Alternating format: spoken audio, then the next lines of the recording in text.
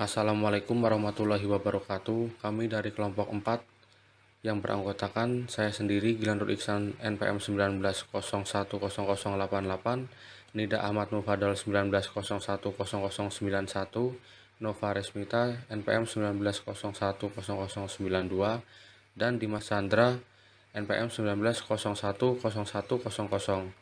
Kami di sini akan menjelaskan terkait materi analisis segmentasi pasar dan persaingan. Analisis segmentasi pasar. Pengertian segmentasi pasar adalah strategi pemetaan target konsumen berdasarkan karakteristik, kebutuhan, ataupun perilakunya agar perusahaan mampu mengenali kelompok konsumen tersebut dengan lebih baik. Bisa dikatakan melalui segmentasi pasar, perusahaan dapat mengetahui target konsumen mana yang tepat untuk bisnisnya. Dengan demikian, bisnis diharapkan bisa memberikan hasil secara optimal dan memiliki efektivitas pemasaran yang tinggi. Sedangkan pengertian segmentasi pasar menurut para ahli, yaitu menurut Kotler dan Armstrong, segmentasi pasar adalah pembagian sebuah pasar ke dalam kelompok berbeda yang ditujukan untuk melakukan pemasaran sesuai karakteristik, kebutuhan, serta keinginan masing-masing. Sementara, menurut Pratt dan Farrell, pengertian segmentasi pasar adalah sistem pembagian pasar menjadi sejumlah konsumen potensial dan tertarget, khususnya untuk jenis pelanggan dengan kebutuhan serta karakteristik yang sama. Jenis segmentasi pasar. Secara umum, terdapat 4 jenis segmentasi pasar, yaitu yang pertama, segmentasi perilaku, di mana segmentasi perilaku mengacu pada pengelompokan konsumen berdasarkan tingkah lakunya terhadap produk bisnis yang ditawarkan, mulai dari sikap, pengetahuan, reaksi atau respon, loyalitas, serta penggunaan produk terkait dari seorang pelanggan. Biasanya, jenis segmentasi ini lebih terikat dengan proses pengambilan keputusan atau decision making konsumen. Lalu ada segmentasi demografis. Jenis lainnya dari segmentasi pasar adalah segmentasi demografis, di mana pengelompokan konsumen berfokus terhadap aspek-aspek seperti usia, jenis kelamin, pekerjaan, pendidikan, status menikah, dan lain sebagainya. Lalu ada segmentasi psikografis. Berikutnya ada pula segmentasi psikografis yang lebih cenderung berhubungan dengan aspek psikologis pelanggan. Umumnya, pelaksanaan segmentasi ini cukup rumit, lantaran Anda wajib memahami selera target konsumen secara mendalam. Karena itu, Anda bisa memanfaatkan survei seperti pembagian kuesioner agar dapat mengetahui preferensi sebenarnya dari konsumen terkait seperti gaya hidup, hobi, ketertarikan, dan semacamnya. Dan yang terakhir ada segmentasi geografis. Segmentasi geografis yaitu pengelompokan konsumen menurut aspek lokasi seperti tempat tinggalnya. Segmentasi ini tentu tidak kalah penting dari lainnya, mengingat kebutuhan maupun kegunaan suatu produk dan jasa selalu berbeda-beda tergantung pada lokasi, keadaan, maupun cuaca. Yang selanjutnya adalah tujuan segmentasi pasar. Yang pertama, mengenali kompetitor bisnis.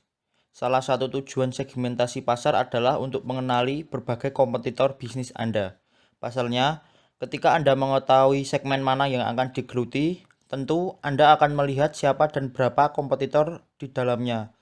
Hal ini bisa menjadi acuan dasar untuk menentukan strategi pemasaran yang tepat. Anda dapat mempelajari, mencontoh, ataupun mengevaluasi berbagai taktik pemasaran dalam menarik minat pelanggan. Yang kedua, meningkatkan pelayanan menjadi lebih baik. Tujuan lainnya dari segmentasi pasar adalah meningkatkan pelayanan menjadi jauh lebih baik. Ya, setelah mengetahui segmentasi pasar bagi bisnis, Anda dapat menerapkan layanan yang sesuai di dalamnya. Yang ketiga, bahan evaluasi dan perencanaan bisnis. Segmentasi pasar juga ditunjukkan sebagai bahan evaluasi ataupun perencanaan perusahaan.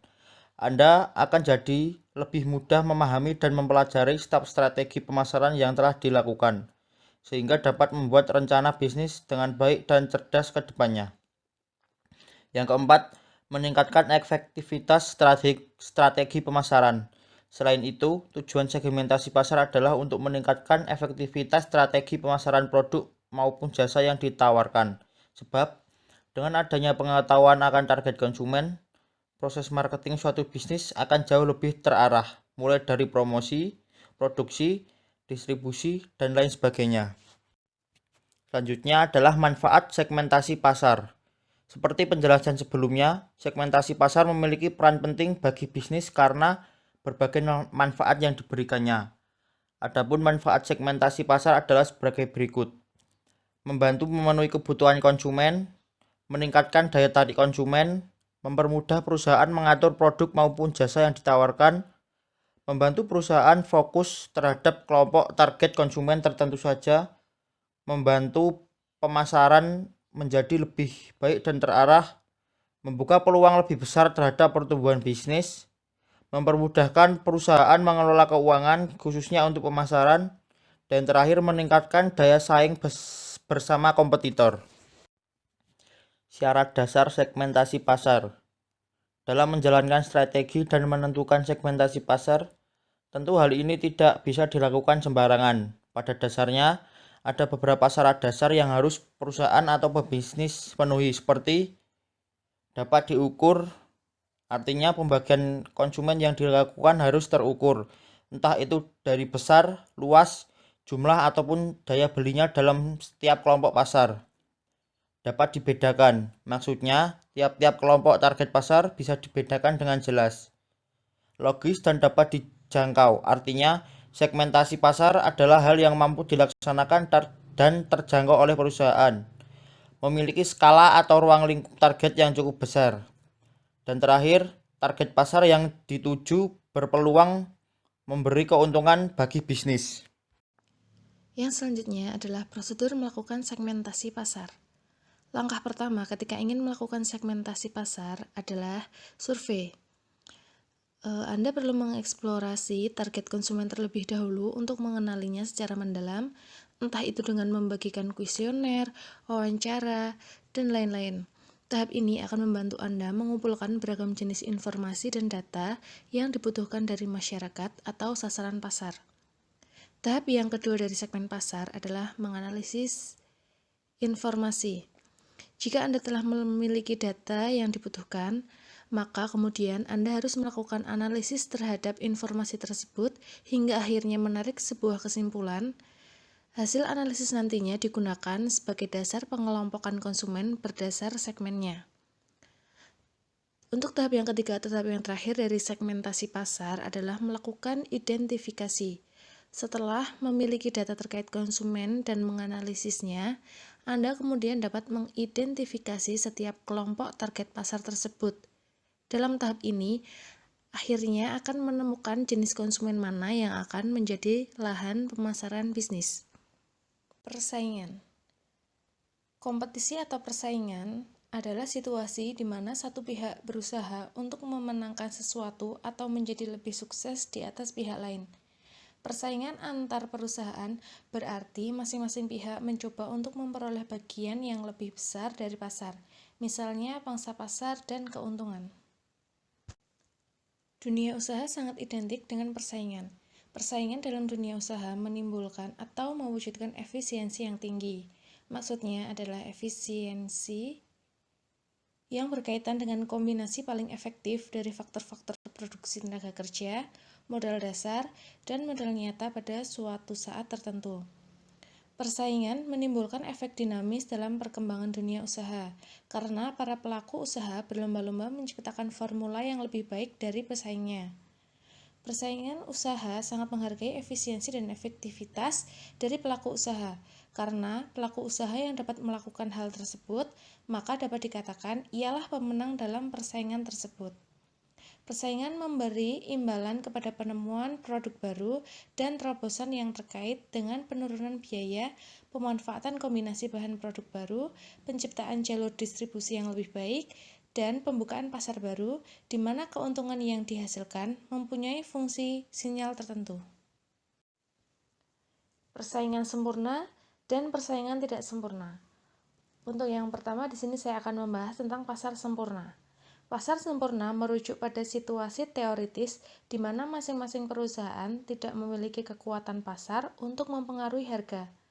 Mereka hanya bertindak sebagai pengambil harga dan menggunakan harga pasar sebagai harga jual mereka. Lalu perusahaan tidak memiliki kekuatan pasar karena dua alasan.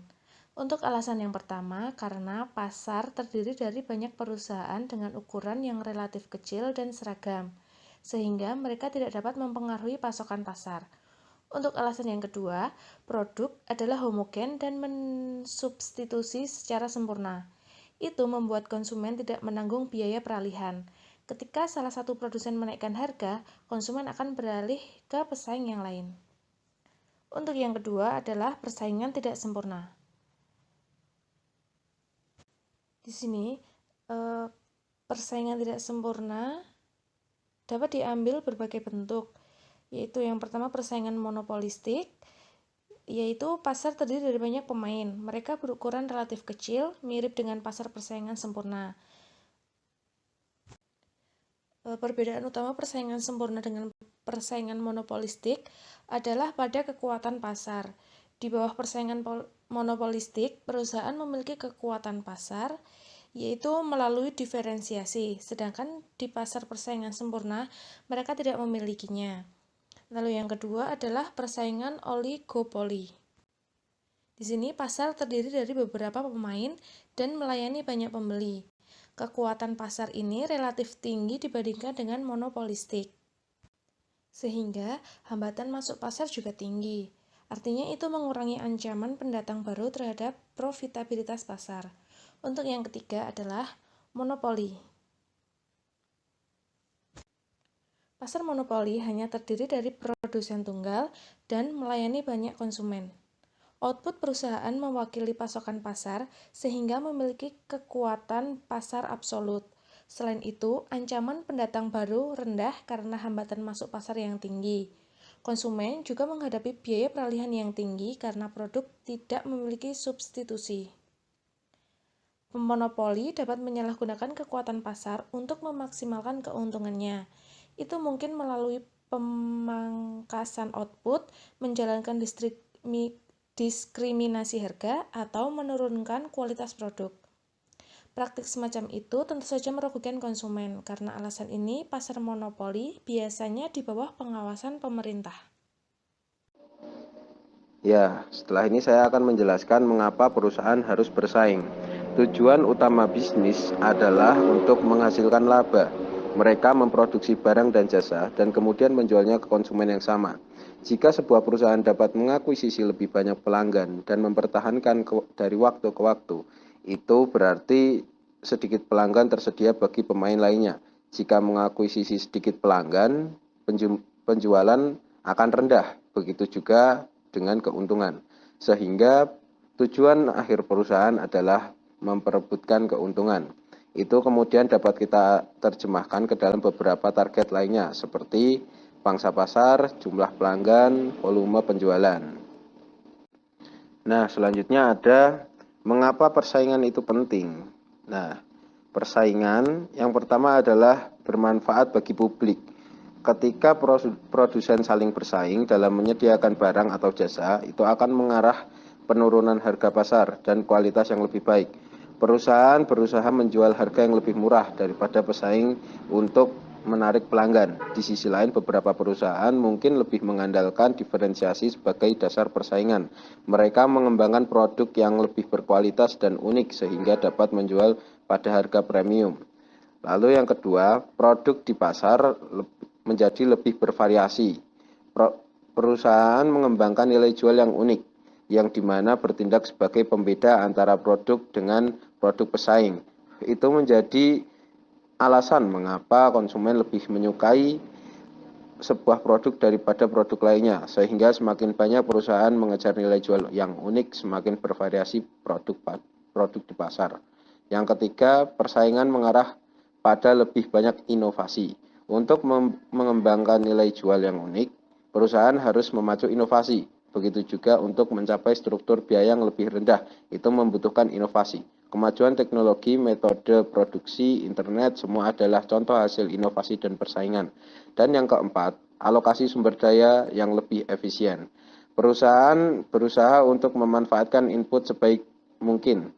Mereka berusaha menghasilkan lebih banyak input dari jumlah input yang sama, salah satunya melalui inovasi teknik produksi. Singkat cerita, persaingan memungkinkan kita untuk memanfaatkan sumber daya pada penggunaan terbaik demi memenuhi kebutuhan dan keinginan kita. Selanjutnya adalah bagaimana perusahaan bersaing. Nah, persaingan pasar tidak hanya mengambil bentuk harga, tetapi juga elemen non-harga seperti kualitas yang dijanjikan, keandalan produk, persyaratan kredit, ketepatan pengiriman, jaminan, dan layanan purna jual. Agar sukses bersaing, perusahaan mengembangkan strategi untuk mencapai keunggulan kompetitif. Porter membagi sumber keunggulan kompetitif menjadi dua kategori. Yang pertama, kepemimpinan biaya dan diferensiasi. Kepemimpinan biaya, perusahaan beroperasi pada struktur biaya yang lebih rendah daripada rata-rata industri untuk memaksimalkan keuntungan. Perusahaan menetapkan harga jual pada tingkat harga rata-rata industri. Lalu diferensiasi, di bawah strategi ini perusahaan menghasilkan produk yang unik sehingga konsumen bersedia membayar pada harga yang lebih tinggi. Produk memiliki margin keuntungan yang lebih tinggi juga. Biasanya diferensiasi menargetkan konsumen yang sadar kualitas, mereka relatif kurang sensitif pada perubahan harga.